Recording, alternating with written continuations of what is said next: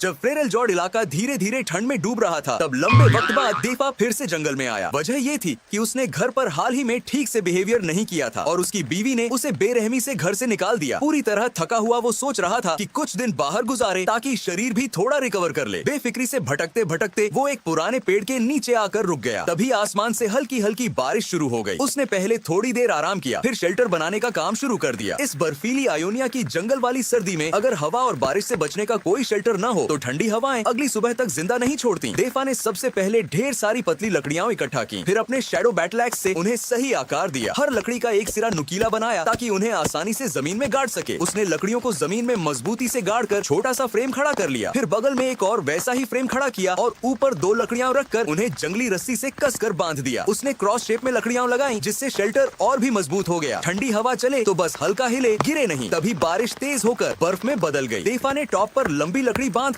रस्सी से कस दिया और इस तरह शेल्टर का ढांचा तैयार हो गया। इसके बाद उसने अपना छोटा सा आरा जोड़कर लकड़ियों के बाहर निकले हिस्से काट दिए, क्योंकि वहीं टकराकर वाटरप्रूफ टार्प फाड़ सकते थे। फिर उसने कुछ लकड़ियों से छोटा सा छज्जा भी बना लिया। अब बर्फ और तेज हो चुकी थी। देफा ने अपना पुराना परिवार से मिला वाटरप्रूफ कपड़ा ढांचे पर डाल दिया। कपड़ा भले पुराना था लेकिन अब भी पानी को पूरी तरह रोक सकता था। उसने ध्यान से उसे शेल्टर पर बिछाया ताकि हवा की एक भी दरार न बचे। थोड़ा सजावट का मन आया तो छज्जे पर काई लगा दी। जैसा कहते हैं जिंदगी थोड़ी ग्रीन होनी चाहिए। इसके बाद उसने बैटल एक्स से कुछ लकड़ियां फाड़कर साइड में करीने से रख दी। रात आराम से गुजारने के लिए एक ड्राई मैट भी बिछाया। अब शेल्टर पूरी तरह बन चुका था, लेकिन लगातार काम और हड्डियों तक चीरती सर्दी ने उसका शरीर थका दिया था। उसके हाथ पैर सुन पड़ने लगे। उसने चाकू से लकड़ी के बुरादे बनाए, उन्हें इकट्ठा किया और फायर स्टिक से रगड़कर आग जला दी। थोड़ी ही देर में अलाव जल उठा। उसकी गर्माहट से उसका शरीर धीरे धीरे ढीला पड़ने लगा। उसने अलाव के पास स्टैंड लगाया और अपने लिए पानी उबालने रख दिया। इंतजार करते हुए वो शेल्टर में लेटकर आराम करने लगा। आग की गर्मी से तन मन दोनों हल्के हो गए। थोड़ी देर बाद पानी उबलने की आवाज आई। उसने केटल उठाकर 1 कप गर्म चाय बनाई और सुकून से उसका स्वाद लिया। शाम पूरी तरह अंधेरे में बदल चुकी थी। अब उसने डिनर की तैयारी की। पीले रंग की पास्ता पैकेट खोली, उसे बर्तन में डाला और पहाड़ी पानी मिलाकर आग पर रख दिया। पास्ता धीरे धीरे नरम होने लगा। बीच बीच में वो लकड़ी की छड़ी से हिलाता रहा ताकि तले में चिपके नहीं। आधे घंटे बाद गर्मा गर्म पास्ता तैयार था। उसने उसे लकड़ी के बाउल में डाला और धीरे धीरे हर बाइट का मजा लिया। पेट भर जाने के बाद उसने स्लीपिंग बैग में खुद को समेट लिया। अब अलाव की गर्माहट और शेल्टर की सुरक्षित दीवारों के बीच देफा ने आंखें बंद की और जैसे तुम सबसे कहते हुए गुड नाइट बोल दिया।